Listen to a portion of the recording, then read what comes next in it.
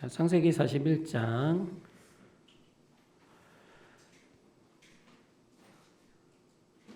50절에서 52절의 말씀, 세 절의 말씀인데요. 창세기 41장 50절에서 52절까지의 말씀을 우리 한 목소리로 읽어보도록 할게요. 자, 다 찾으셨나요? 오케이, 좋습니다. 그러면 한 목소리로 창세기 41장 50절에서 52절 말씀을 읽도록 하겠습니다. 시작.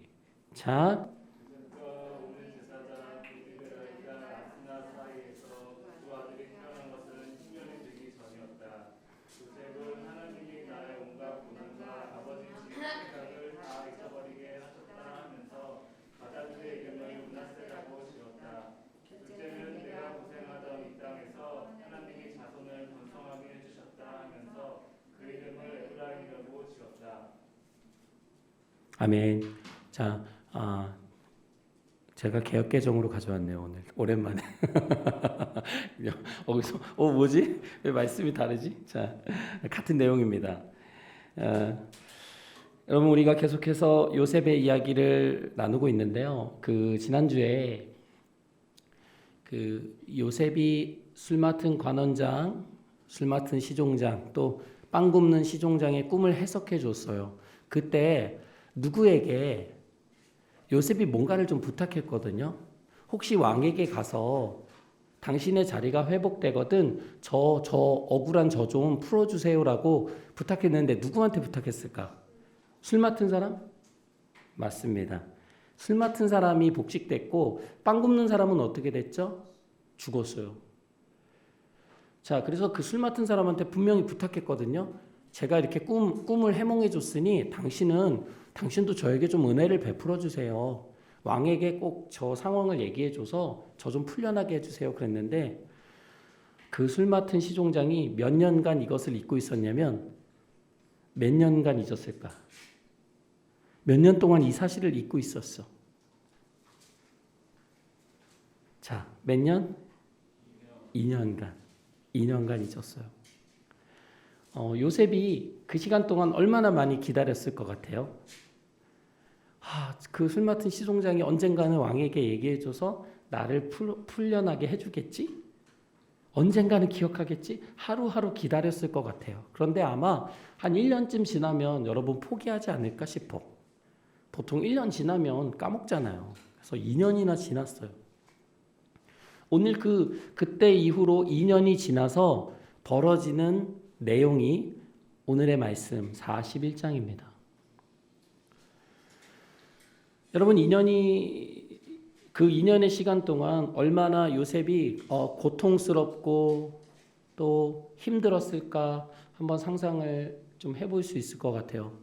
왜냐하면 처음 팔려왔을 때, 노예로 팔려왔을 때 그 보디발의 집에서 그 보디발의 집의 모든 것을 관리하는 위치에 있었잖아요. 근데 그때 감옥에 갇혔죠. 그래서 이제 더 이상 내려갈 곳이 없거든요. 그러면 이제는 뭐만 남았어? 이제는 어디로 갈 일만 남았어? 그렇죠. 올라갈 일만 남았어. 이제는 좋은 일만 남았어. 고생 끝. 이제 행복 시작이죠. 그런데 2년 동안 요셉은 그런 기대를 가지고 살았지만 요셉의 환경은 나아지지 않았어요. 근데 이때에 누군가가 다시 꿈을 꾸기 시작합니다. 2년 전에는 술 맡은 시종장, 빵 굽는 시종장이 꿈을 꿨지만 오늘은 이 이집트, 애굽의 왕이라고 할 수 있어요. 가장 힘센 사람 누구죠? 파라오, 우리 바로라고도 하는데요. 이 파라오가 꿈을 꿉니다. 파라오가 이집트 왕이에요. 왕, 제일 힘센 사람. 그런데 그 왕이 꿈을 꿨는데요. 어떤 꿈을 꾸냐면 여러분 암소 본 적 있어요? 암소가 너무 맞아요. 근데 너무 아름답고 살이 아주 디룩디룩 통통 목사님처럼 찐 암소가 강가에서 올라왔대요. 막 이렇게 뚱뚱한 암소가. 그러면 여러분 맛있을까 맛없을까? 맛있죠. 아주 통통하고 맛있게 생긴 암소들이 막 강가에서 올라와서 막 풀 뜯어먹고 있는 거예요. 여러분 이건 좋은 꿈일까요? 안 좋은 꿈일까요? 좋은 꿈이죠. 그런데요. 갑자기 그 뒤에 아주 우리 뭐라고 그러죠? 삐쩍 말았어. 삐쩍 마르고 아주 흉하게 생긴 그 일곱 암소가, 처음에 뚱뚱한 일곱 암소가 있었는데 나중에는 삐쩍 마른 일곱 암소가 아주 흉하게 생겼어요. 근데 뒤에서 나일강에서 올라와 가지고 그 먼저 온 소들하고 같이 있었거든요. 그들이 갑자기 이 삐쩍 마른 소들이 이 뚱뚱한 소들을 잡아먹기 시작하는 거예요. 여러분, 이거 좋은 꿈이에요? 안 좋은 꿈이죠. 이때 바로가 깜짝 놀라가지고 꿈에서 깹니다. 또 잠이 들었어요. 근데 이번에는 이렇게 줄기에서 막 무성하고 충실한 이삭들이 막 나왔어요. 7개. 근데 그 후에 갑자기 또 가늘고 아주 삐쩍 마른 7이삭이 나오더니 그 먼 이삭이요. 이렇게 줄기에서 나오는. 근데 그것들이 그 앞에 나온 무성하고 충실한 7이삭을 먹어버려요. 삼켜버렸어요. 입을 벌려가지고 그냥 확 삼켜버렸어요. 그런데 이때 바로가 또 꿈에서 깨요. 너무 깜짝 놀라서. 자, 아침에 바로의 마음이 고민으로 가득 찼습니다. 왜 그랬을까? 바로가 고민되기 시작했어요. 아침에 깼을 때. 왜 그랬을까요? 꿈 때문에. 꿈이 어땠는데?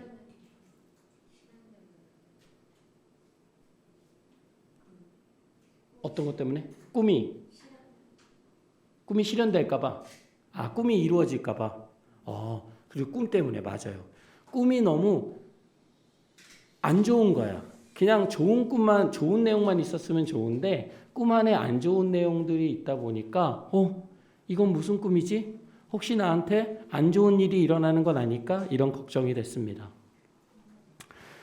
여러분, 오늘 그 바로가 꾼 꿈은요, 이 1차적으로 나일강에서 벌어지고요. 그 다음에선 이제 줄기 이런 것들이 나오잖아요. 이건 뭐냐면 식량과 관련된 거예요. 자연. 그 당시 이집트 고대 근동 사회가 그렇지만 특히 이집트 사회에서는 이 식량이 중요한데요. 또 농업이 중요한데 이 식량을 가리키는 자연의 상징입니다. 또 나일강은 아주 힘센 권세, 그리고 잘 살아가는 것, 번영이라고 하죠. 그리고 생명, 이런 것의 원천이에요. 이 모든 것을 나타내요. 다시 말하면 바로가 꾼 꿈은 우리가 살아가는 데 있어서 반드시 필요한 것들에 대한 꿈이에요. 그러니까 바로가 그런 것들을 봤기 때문에 고민이 될 수밖에 없는 거예요. 앞으로 이집트의 운명은 어떻게 될 것인가? 나의 생명은 어떻게 될 것인가? 고민하게 됐겠죠. 자, 그런데 이집트에는요, 이런 꿈을 풀어주는 사람들이 많이 있었어요. 그래서 여러분 성경에 좀 다르게 나올 수 있는데 점술과 현인들이라고 하는데요. 꿈을 해몽해 주는 사람들이에요. 이 사람들을 다 불러 모았어. 왕이니까 이 사람들 다 불러 모을 수 있잖아요. 딱 불러 모아서 꿈을 설명했다. 근데 꿈을 해석하는 사람이 있었을까 없었을까? 아무도 해석하지 못했어. 자, 여기서 여러분 퀴즈가 나갑니다. 여러분, 왜 이 사람들이 원래 꿈 해석하는 사람들이에요. 근데 왜 해석을 못했을까? 이해가 안 돼서. 맞아. 근데 왜 이해가 안 됐을까? 다른 꿈들은 다 해석하면서 왜 이 꿈은 해석이 안 될까?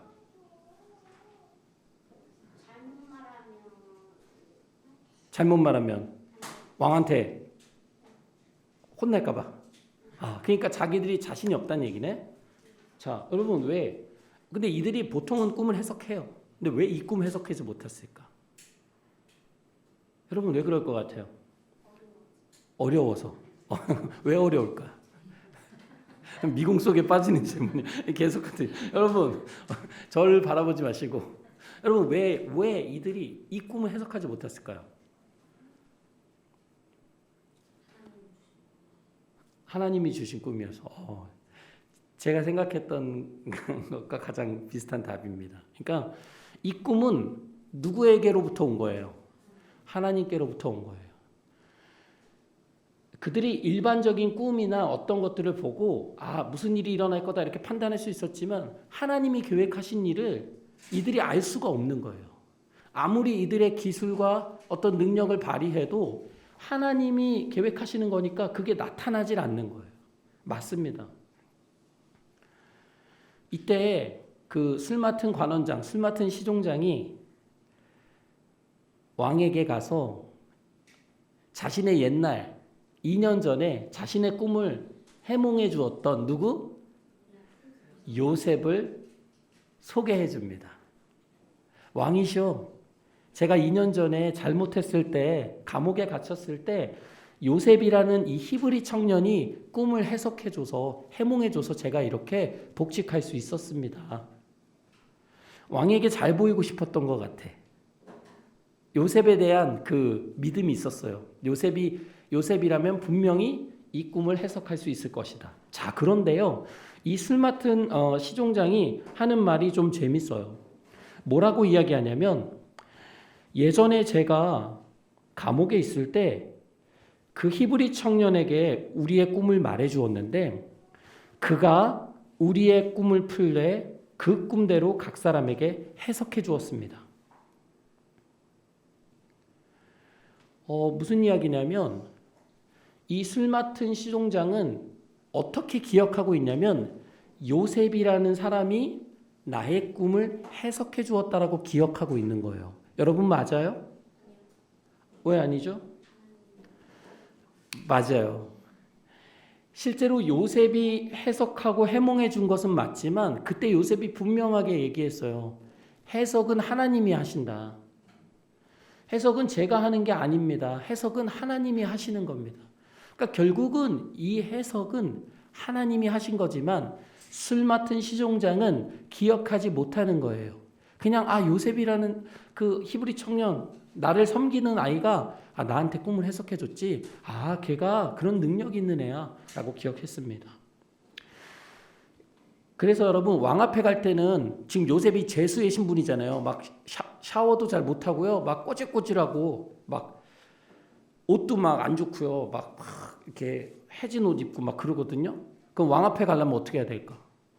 그렇게 그냥 가면 돼야 안 돼. 어떻게 입어야 돼요? 멋지게 입고 수염도 깎고 세수도 하고 씻고, 그래서 사람들이 요셉을 막 왕 앞에 갈 수 있도록 준비시킵니다. 그래서 이 바로가 요셉에게 그 꿈을 다시 다 설명해요. 근데 설명하기 전에 이런 이야기를 합니다. 내가 한 꿈을 꾸었는데 그것을 해석하는 사람이 아무도 없어. 내가 듣기로 너는 꿈을 들으면 능히 푼다 하더라. 그러니까 바로도 그 술 맡은 시종장에게 이렇게 들은 거예요. 요셉이라는 청년은 꿈을 들으면 다 해석할 수 있습니다. 아직 바로도 이 꿈의 해석이, 또 이 꿈이 하나님께로부터 온 것이라는 것을 전혀 모르고 있는 거예요. 그래서 요셉이 어떻게 대답하냐면, 내가 아니라 하나님께서 바로에게 편안한 대답을 해주실 겁니다. 하나님께서 이 꿈의 뜻이 무엇인지를 알려주실 겁니다 라고 요셉이 얘기합니다. 여러분, 요셉에게는 이게 절호의 찬스예요. 어떻게 할 수 있는 기회죠? 나갈 수 있는 기회죠. 그러면 여러분이 요셉이라면 어떻게 했을까? 너 그렇게 꿈을 잘 해석한다며? 그럼 여러분 어떻게 할 것 같아요? 어떻게 하셨습니까? 예.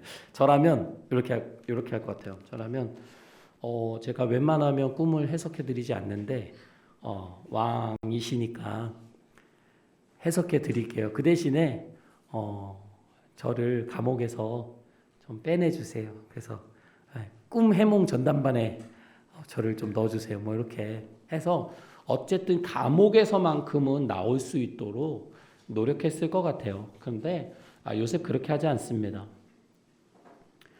그러면서 요셉이 그 바로의 꿈을 듣고 바로 이렇게 이야기해요.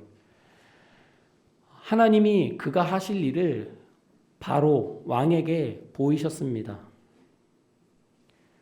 이게 결국 왜 그 다른 사람들, 왜 이집트에서 꿈을 해석하는 사람들이 바로의 꿈을 해석할 수 없었던 이유예요. 왜? 하나님께서 뭔가 계획하고 계시다는 거예요. 하나님이 계획하시는 일을 아무도 알 수 없다는 얘기입니다. 그러면서 먼저 나온 그 살이 디룩디룩 찐 7 암소, 그리고 아주 건강해 보이는, 무성해 보이는 7 이삭은 무엇을 뜻하냐면, 여러분 막 날씨도 좋고요, 막 농작물이 잘 거두어지고 막 그러면 그걸 뭐라고 해요, 우리? 풍년이라고 하잖아요. 몇 년 동안? 7년 동안. 아까 소가 7마리였잖아요. 7년 동안 풍년이 있을 거예요. 근데 그 다음에는요, 어떻게 될까? 흉년이 있을 거예요. 흉년은 뭐예요? 오히려 막 농작물이 나지 않아요. 땅이 가뭄이 나고 비도 안 내리고, 그래서 먼저 7년간에는 풍년이 있겠지만 그 다음에는 아주 그 풍년의 기간을 다 잊어버릴 정도로 아주 심각한 흉년이 올 것입니다. 라고 꿈을 해석해 줍니다. 그러면서 뭐라고 이야기하냐면, 하나님께서 이것을 빨리 하실 거예요. 이 일을 빨리 하실 겁니다. 왕은 준비하셔야 합니다. 라고 얘기합니다.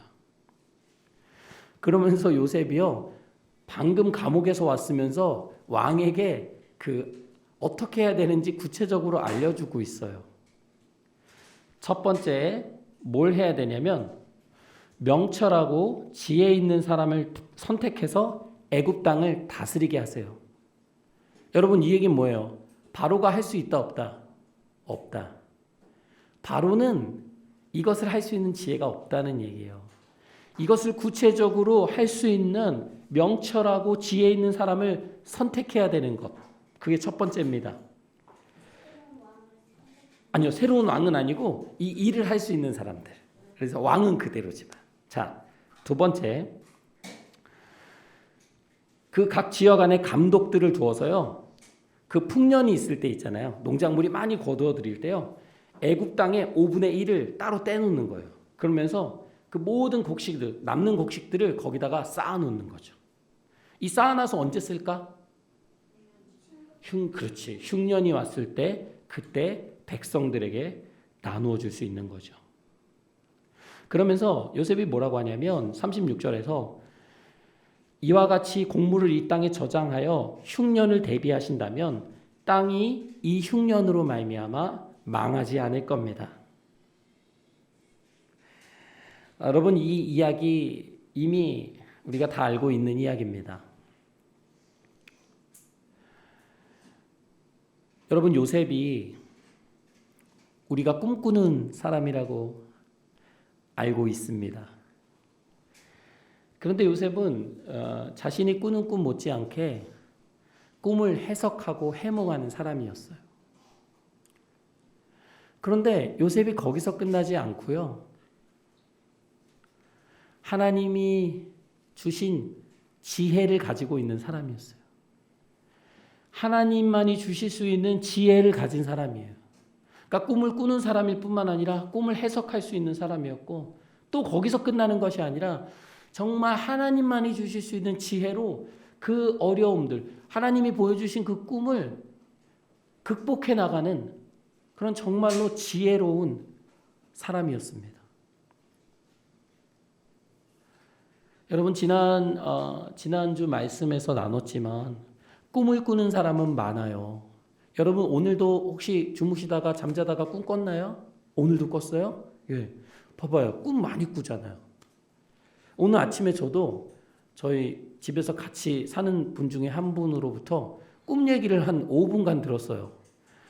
아무리 해석을 하려고 해도 해석할 수 없는 해석이 안 돼. 제가 볼 때는 요셉도 해석할 수 없는 꿈이었어요.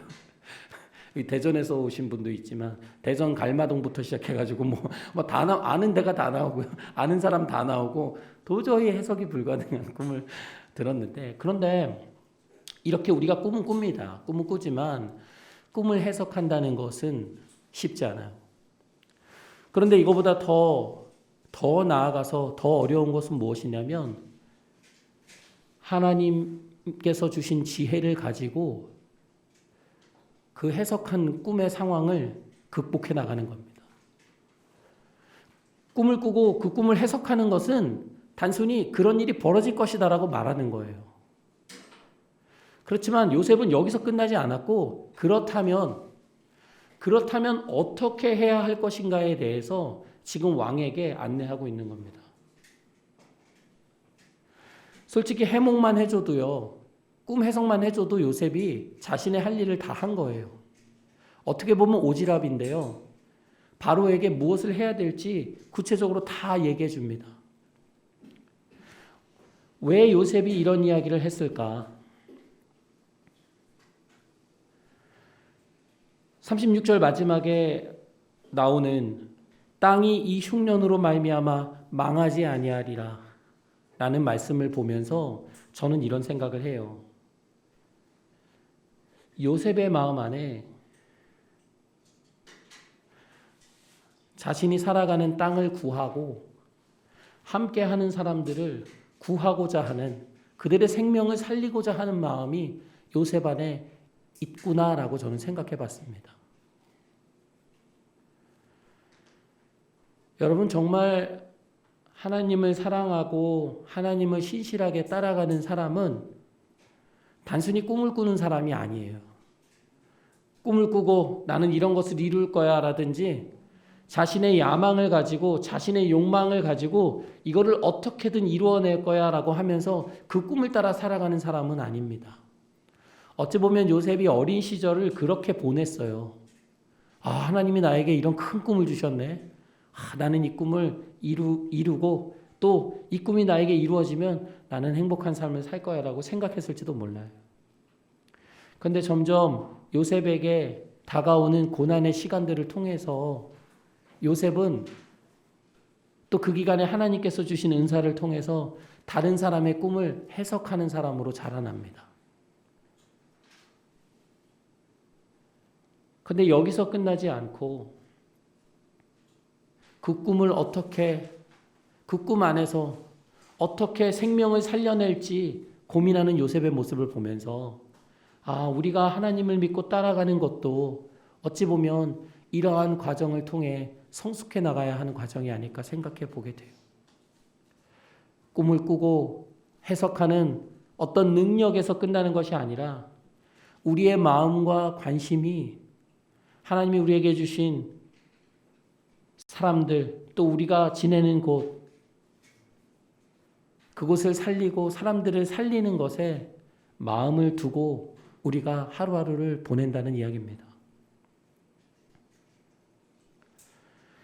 바로와 신하들이 이런 요셉의 이야기를 구체적으로 듣고 나서 바로가 어떻게 고백하냐면, 이와 같이 하나님의 영에 감동된 사람을 우리가 어떻게 찾을 수 있겠냐. 그러면서 요셉에게 이렇게 이야기해요. 하나님이 이 모든 것을 너에게 보이셨으니 너와 같이 명철하고 지혜 있는 자가 없다. 이 이집트에 정말 똑똑하고 아주 엘리트도 많고 그리고 아주 능력 많은 사람도 내가 다 봐왔지만 이렇게 너와 같이 명철하고 지혜 있는 사람을 난 만나보지 못했다. 여러분, 요셉이 엘리트 코스를 밟아온 사람이 아니잖아요. 요셉이 학교도 못 나왔어요. 종으로 노예로 팔려왔는데 무슨 학교를 나왔겠어요. 가정도 없어요. 혼자 팔려왔기 때문에 부모님도 계시지 않고 혼자 어떻게 보면은 이방 사람, 외국인으로서 지금 이집트에서 또 감옥까지 들어가서 살고 있는 죄수입니다. 요셉이 우리 흔히 얘기하죠. 스펙이 없어요. 스펙이. 아무것도 없어요.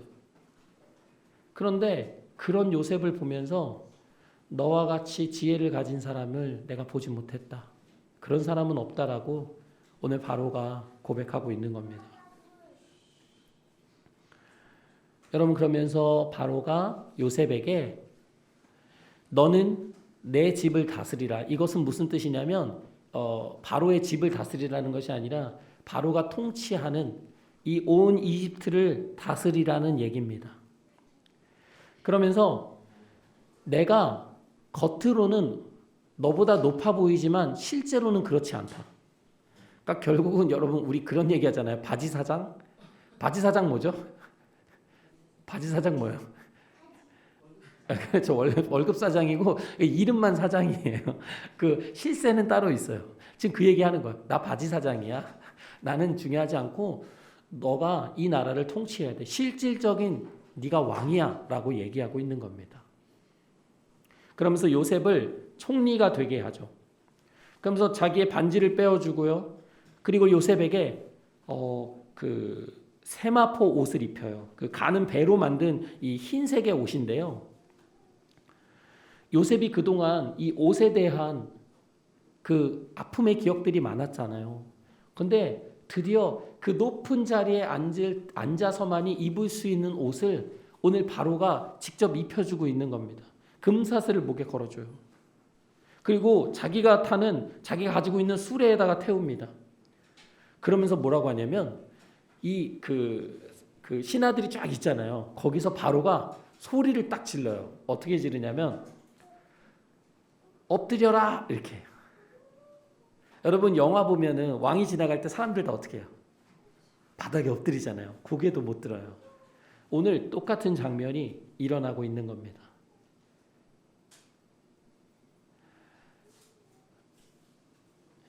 여러분 이 너무나도 급작스러운 이 상황에 요셉이 어떻게 할 줄을 몰랐을 것 같아요. 어쩔 줄은 몰랐을 것 같아요. 갑자기 감옥에 있다가 막 씻기고 막 옷 입혀주더니 왕 앞에 와가지고 갑자기 꿈을 해석한 것 뿐이에요. 그리고 이렇게 하시면 좋겠습니다라고 얘기했을 뿐입니다. 그런데 갑자기 감옥에서 이렇게 풀려날 뿐만 아니라 총리의 자리에 앉게 된 거예요. 총리면 우리도 국무총리 있잖아요. 그 국가의 일을 다 다스리는 거예요. 왕은 아까 말했듯이 그 제일 높은 위치에 바지사장처럼 있지만 실질적인 일들은 총리가 다 하는 거죠. 바지를 파는 사장은 아니고요. 그 단어를 쓰면 안 되겠다. 실질적으로 왕이 있지만 나라를 통치하는 건 이제 요셉이 된 거예요. 어떻게 보면 제일 높은 위치라고 볼 수 있겠죠. 자, 저의 설명이 부족하네요. 자, 여러분 이 엎드리라는 말을 들었을 때 요셉의 마음이 어땠을까? 저는 솔직히 조금 여기서 생각을 해보게 됐어요. 요셉이 맨 처음 꾸었던 꿈에 어떻게 보면 그 꿈은 이제 가족들에 대한 것이긴 했지만 그 요셉의 곡식단을 향해서 엎드리잖아요. 요셉은 분명 자신이 다른 사람들로부터 섬김을 받고 어떻게 보면 높임을 받는 위치에 갈 거라고 어릴 때 꿈을 꿔왔어요. 그렇지만 요셉의 삶은 한 번도 그런 적이 없어요. 오히려 반대로 다른 사람에게 엎드려야 됐고 다른 사람의 시중을 들어야 됐고 노예와 종으로서 외국에 와서 살아야 됐기 때문에 한 번도 자신은 자신의 꿈이 실현될 거라고 생각해 볼 수가 없었을 거예요. 그런데 오늘의 이 상황을 통해서 점점 요셉의 꿈이 실현되기 시작합니다. 요셉이 조금씩 이제 느꼈을지도 몰라요. 하나님의 꿈을 이루어 가시는구나. 바로가 요셉에게 그 새로운 아내가 아니죠. 이제 아내를 주거든요. 온의 제사장 보디베라의 딸 아스낫을 아내로 주고요. 그 다음에 요셉의 이름을 사브낫 바네아라고 합니다. 이름 어렵죠? 따라해 볼까요? 사브낫 바네아. 사브낫 바네아라는 이름을 새롭게 주는데요. 그 이름의 뜻은 하나님께서 말씀하시고 살아계신다. 무슨 뜻? 하나님께서 말씀하시고 살아계신다라는 뜻입니다. 요셉의 나이가 이때 몇 살이었냐면 몇 살? 13살? 30살. 요셉이 몇 살에 종으로 팔려왔죠? 17살. 그렇죠. 17살에서 지금 30살이 됐으니까 몇 년간 이 외국에서 종살이 하면서 감옥에 있으면서 살았던 거예요. 13년. 그렇죠. 결혼을 해서 두 아들을 낳습니다. 여기 두 아들이 있네요. 두 형제가 있네요. 똑같아요. 이렇게 두 아들을 낳았어요. 첫째 아들의 이름은 우리 요즘 저희 말씀 읽는 거기에 많이 나오는데요. 교회 성경 잘 하고 계시죠? 므낫세입니다. 므낫세예요. 첫째 아들. 므낫세라는 이름은 잊어버리다라는 단어에서 나왔는데요. 하나님께서 보호하신다는 뜻을 가지고 있어요. 근데 그 첫째 아들 므낫세를 낳았을 때 요셉이 이렇게 고백해요. 하나님께서 내게 모든 고난과 내 아버지의 온 집일, 그러니까 그 형들과 있었던, 형들에게 받았던 온갖 괴로움과 상처들을 잊어버리게 하셨다. 하나님이 내 아픈 과거들을 잊어버릴 수 있게 해주셨다라고 고백합니다. 첫째 므낫세 아들을 낳고요. 자, 둘째 이름은 누구냐면 따라해 볼까요? 에브라임. 에브라임이라는 뜻은 이제 축복에 관한 건데요. 이 에브라임을 낳고 무슨 생각을 하냐면, 하나님이 나를 내가 힘들게 수고하며 살아온 땅에서 아주 번성하게 행복하게 잘 살 수 있도록 해주셨다라고 고백합니다. 여러분, 요셉이 이 두 아들을 낳고 고백하는 것을 보면 요셉이 얼마나 그동안 받았던 고난과 또 형들로 인해서 받았던 그 상처와 괴로움이 얼마나 요셉을 힘들게 하고 요셉의 마음을 괴롭혔는지를 알 수가 있어요. 아무리 하나님 앞에 기도를 하고 또 왜 그랬을까 생각을 해봐도 도무지 이것이 해석되지 않고 해결되지 않는 겁니다. 그런데 오늘 총리의 자리에 오르고 새로운 가정을 꾸려나가고 자녀를 얻게 되는 그 상황에서 요셉은 조금씩 이해하고 받아들이기 시작한 거예요. 하나님께서 내가 가졌던 그동안에 받았던 아픔들을 잊어버리게 하고 계시는구나. 내 삶을 보상해 주시고 회복해 주고 계시는구나 라고 고백하고 있는 겁니다. 하나님이 나를 이제는 그동안은 항상 가장 낮은 자리로 살아갈 수 있게 하셨다면 이제는 나를 높여주셔서 번성하게 살아가게 하시는구나. 자, 여기서 고백에서 중요한 게 뭐냐면 하나님이 그렇게 하셨다. 하나님이 그렇게 하셨다라고 2번을 고백합니다.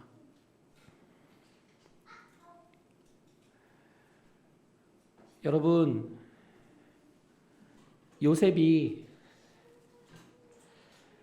13년간 너무나 힘들게 살았습니다.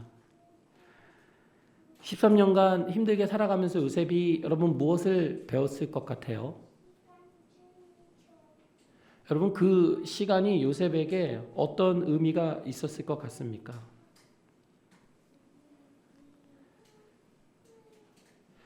왜 요셉에게 이런 13년의 괴로움과 슬픔과 아픔과 고난의 시간이 있어야만 했을까? 여러분 왜 그랬을까요?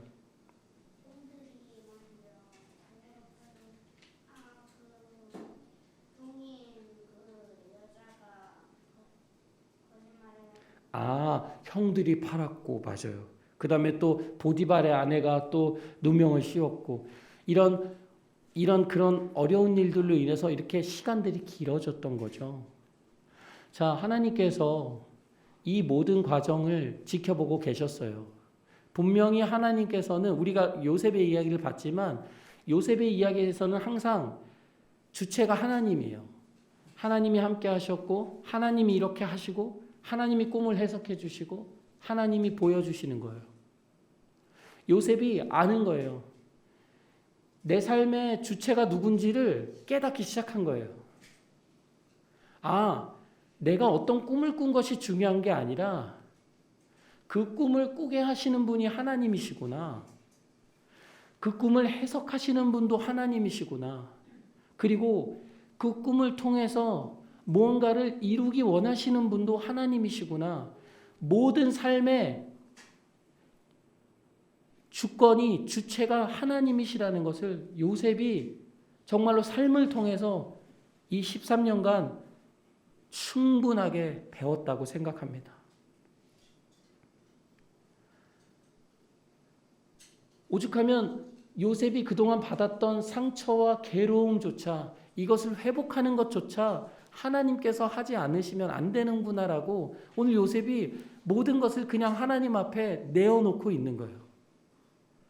그동안 자신이 뭘 했다, 내가 무엇을 이뤘다, 내가 어떻게 신앙적으로 극복을 해서 이렇게 하나님의 큰 축복을 받았다라고 요셉은 절대 고백하지 않습니다. 자신이 한 어떤 선한 일, 자신이 한 노력들에 대해서 요셉이 어떤 것도 하나님 앞에 내어놓지 않습니다. 전적으로 내 삶이 하나님의 인도하심 가운데 이렇게 왔구나라고 고백하는 순간입니다.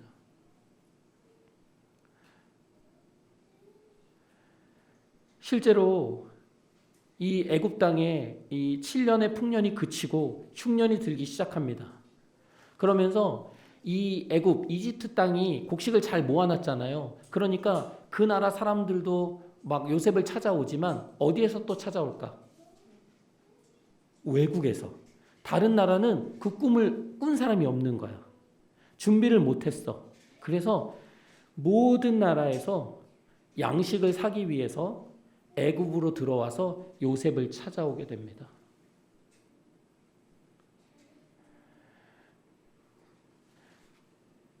여러분, 이 이야기는 단순히 요셉이 어려움과 고난을 겪다가 높은 자리에 올라가서 아주 국무총리가 되었다 하는 어떤 이런 나중에 좋은 결과가 있었다라는 것을 얘기해주는 그런 삶의 이야기가 아닙니다. 우리 자녀들을 키우면서 그런 생각을 가질 때가 있어요. 성경 인물을 빗대어서 누구처럼 됐으면 좋겠다 뭐 이렇게 얘기하는데요. 여러분 자녀가 요셉처럼 되기 원하십니까? 안 되죠. 우선 팔려 나가야 되는데 십몇 년간 떨어져 있어야 돼요. 나중만 보시죠. 또 이제 꿈꾸는 아이에서 우리 아이는 큰 꿈을 가지고 막 그 꿈을 이뤄냈으면 좋겠고, 근데 그것은 요셉의 삶이 아니에요. 하나님께서 요셉을 이 정말 13년 동안 어려움 가운데 그대로 두시면서도 하나님은 한 번도 요셉을 떠난 적이 없으세요. 그리고 요셉을 계속해서 훈련시키셨어요. 어떤 사람으로? 총리의 자리에 올랐을 때 애굽, 이집트 모든 사람을 죽음에서 살려낼 수 있는 사람으로, 그리고 온 각국에서 주변에 있는 다른 나라들에서 배가 고파서 목숨이 위태위태한 사람들이 찾아왔을 때 그들의 생명을 살릴 수 있는 사람으로 요셉을 준비시키고 계신 겁니다. 요셉의 지혜는 아까 바로가 잘 살기 위해서, 잘 먹고 잘 살기 위해서 바로요, 앞으로 힘들어지니까 당신의 양식을 많이 준비해 놓으세요라고 절대 얘기하지 않았어요. 하나님의 지혜, 하나님께서 만드신 소중한 사람들의 생명을 살리기 위해서 요셉은 바로에게 하나님의 지혜를 가지고 이야기했을 뿐이에요. 여러분, 우리 삶에 어려움의 시간들을 통과하게 되는 때가 많이 있잖아요. 어려운 건 어려운 거예요. 고난은 고난인 거예요. 힘든 건 힘들어요. 그런데 잘 들여다보면 그 시간들을 통해서 여러분이 성숙해 나가는 것을 여러분 아마 스스로 느끼실 거예요. 시간이 지나서야 알 수 있겠죠. 내가 그때 왜 나에게 이런 일이 있었을까? 왜 나는 그때 이런 어려운 길을 통과해야 했을까라는 이해는 시간이 지났을 때 돌이켜보면 조금씩 이해되기 시작합니다. 하나님은 분명 우리의 삶에도 이런 어려움의 시간들을 통해서 우리가 다른 사람을 돌아볼 수 있는 사람으로, 죽어가는 생명들을 살릴 수 있는 사람으로 우리가 성장해 나가기를 원하십니다. 단순히 국무총리에 올라서 높은 자리에서 잘 먹고 잘 사는 것이 아니라 그 자리에 올랐을 때 자기 자신의 부와 자기 자신의 행복만을 추구하는 요셉이 아니라 죽어가는 많은 사람들, 억압받는 많은 사람들, 힘들어하는 많은 사람들을 돌아볼 수 있는 사람이 되게 하기 위해서 요셉에게 반드시 그 어렵고 힘들고 고통스러운 시간들이 필요했던 겁니다. 여러분, 오늘 아침에 제가 이렇게 친했던 그 대학 후배에게 이메일 하나를 받았습니다. 우리 치호 형제는 잘 아는 후배인데요. 지금 뉴질랜드에서 선교사로 살아가고 있습니다. 근데 거기 뉴질랜드에서 무슨 선교 사역을 하냐 이렇게 생각할 수 있지만 거기에 아랍 지역에서 온 난민들이 굉장히 많거든요. 그래서 이슬람 무슬림들이잖아요. 이 사람들을 섬기고 또 이 사람들의 실질적으로 이런 망명 과정을 돕고 또 이 사람들을 예수님의 사랑으로 섬기는 사역을 지금 수년째 하고 있습니다. 오늘 그 편지의 내용, 이메일을 제가 읽으면서 뭐 늘 느꼈던 거지만 뭘 느꼈냐면 저보다 한참 후배예요. 치호 형제보다도 후배죠. 다른 사람을 섬기는 일에 정말 도움과 하나님의 사랑이 필요한 사람들을 섬기는 일에 자신의 삶을 바치고 있구나라는 생각이 들었어요. 우리가 선교사로 다 살아가야 된다 그런 말씀을 드리는 것이 아닙니다. 우리가 어느 곳에 있든 어떤 모습으로 살아가고 있든 우리의 마음과 관심이 하나님의 도움과 하나님의 사랑의 손길이 필요한 사람들에게 있는지에 대해서 우리가 항상 물어봐야 합니다. 여러분 신앙이 좋다? 신앙이 안 좋다? 평가하는 기준이 뭡니까 도대체? 우리 안에 하나님의 마음이 있는가? 우리 안에 예수님의 눈이 있는가? 우리 안에 하나님께서 함께하게 허락해 주신 귀한 사람들에 대한 사랑과 긍휼의 마음이 있는가? 그것을 돌아보시는 것이 우리의 신앙을 점검할 수 있는 가장 중요한 기준이라고 저는 생각합니다. 여러분 우리 귀한 이야기 집내교회 가족들 이렇게 한 주 한 주 살아가면서 또 하루하루 살아가면서 답답할 때 되게 많잖아요. 하나님이 도대체 내 삶을 어디로 인도하시는 거지? 하나님이 도대체 어떻게 내 삶을 인도하시기 원하시는 거지? 난 지금 어디로 가고 있는 거지? 내가 지금 잘하고 있는 건가? 이런 고민이 될 때가 많을 것 같아요. 그런데 그러한 고민들은 어떻게 보면 요셉이 했던 고민과 똑같을 것 같아요. 하나님이 오늘 나를 어디로 인도하시는 거지? 하나님이 언제쯤 내 삶을 열어주시는 거지? 이런 불안감이 우리 모두에게 있겠지만 하나님은 분명 우리의 삶을 다른 사람들을 돌볼 수 있는 사람으로 자라나기까지 우리를 훈련시키실 것을 저는 믿습니다.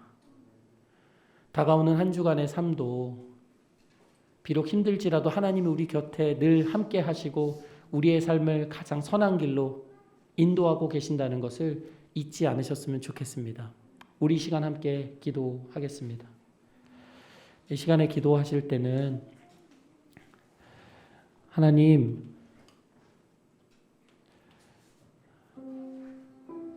지금 저의 삶이 힘듭니다. 하나님 어렵습니다. 답답합니다. 하나님 앞에 불평하고 싶은 마음이 너무나 차오릅니다. 감사가 나지 않습니다. 하나님,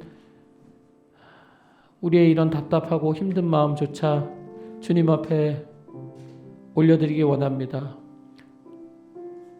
아직은 주님 앞에 훈련받아야 하기 때문에, 아직은 주님을 더 닮아야 하기 때문에 하나님이 어려움의 시간들을 통과할 수밖에 없는 것. 하나님, 그런데 그럼에도 불구하고 너무 힘든 과정이니 주님 함께 해주세요.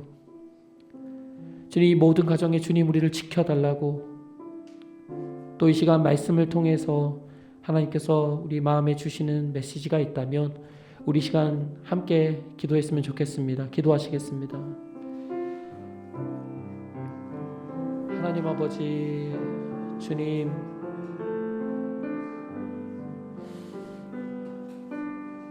주님,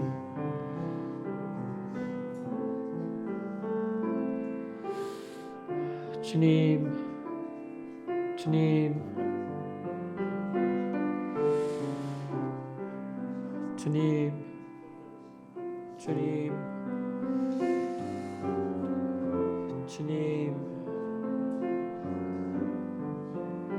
조금씩 멀게만 느껴집니다. 하나님 앞에 정말 다른 사람을 살릴 수 있는 사람으로 내가 살아가고 있는지, 아니면 살아갈 수 있는지 하나님 자신이 없습니다. 하나님, 주님, 그렇게 살고 싶지만 하나님 그렇지 않게 하나님 살아갑니다. 하나님, 저의 마음이 아직도 제 것에 많이 갇혀 있습니다. 하나님, 어떻게 해야 될지 잘 모릅니다. 하나님, 우리의 마음을 다스려 주시고, 하나님, 억울하고 답답하고 슬픈 마음들 주님 앞에 내려놓기를 간절히 원합니다. 하나님, 우리 귀한 성도님들의 마음 안에 주님의 평안을 주시옵소서. 하나님, 어려움 가운데 주님 인내할 수 있는 하나님 힘을 주시옵소서. 성령님, 우리의 마음을 붙잡아 주시기를 간절히 원합니다. 하나님, 다른 사람들의 아픔과 고통에 무관심하지 않게 하시고, 하나님, 우리의 마음과 우리의 눈과 귀를 어디에 두어야 하는지 하나님 마땅히 알기를 원합니다. 주님, 우리의 마음을 붙잡아 주시옵소서. 하나님, 자신의 삶에 갇히지 않게 하시고 하나님 말씀을 들을 수 있는 자들로 하나님 우리를 세워주시기를 간절히 원합니다. 하나님, 우리 이야기 침례교회 가족들을 삶 안에 생명을 살리는 일이 있기를 원합니다. 하나님, 마음이 지치고 상한 영혼들에게 위로해 줄 수 있는 사람들로 우리가 자라나기를 원합니다. 하나님, 우리의 어려움과 상처 속에서, 어려움 가운데서, 고난 가운데서 주님을 더 배우게 하시고 주님의 마음을 더 알아가기를 간절히 원합니다. 주님, 주의 은혜로 덮어주시옵소서. 주의 은혜로 덮어주시옵소서. 날마다 회복시키시는 주님의 은혜가 우리 안에 있기를 간절히 원합니다. 주님 인도하여 주시옵소서. 주님, 우리 삶을 주님 다스려 주시기를 원합니다. 주님. 하나님 아버지, 감사합니다. 하나님, 주님이 원망스럽고 또 우리의 환경을 볼 때 답답하고 또 어떻게 해야 될지 몰라서 힘들어하고 괴로워하고 슬퍼했던 순간들이 많이 있습니다. 하나님, 그 어려운 순간 가운데서도 우리와 함께 하셨고 또 지금도 함께 하신다고 말씀하여 주시니 감사합니다. 하나님, 여전히 주님 앞에 자라나야 하고 또 회복되어야 하는 우리의 부족한 자아가 너무나 큽니다. 주님, 오늘 다시 한번 우리의 연약한 모습을 주님 앞에 올려드립니다. 하나님, 우리의 삶을 주님의 뜻대로 인도하여 주시고 날마다 주님을 더 닮아갈 수 있도록 훈련시켜 주시고, 그래서 우리의 삶이 우리와 함께하는 또 우리와 먼 곳에 있는 사람들의 생명을 살릴 수 있는 사람들로 자라날 수 있도록 우리를 인도하여 주시옵소서. 하나님, 우리를 지으신 그 목적에 맞게 살아가기를 간절히 원합니다.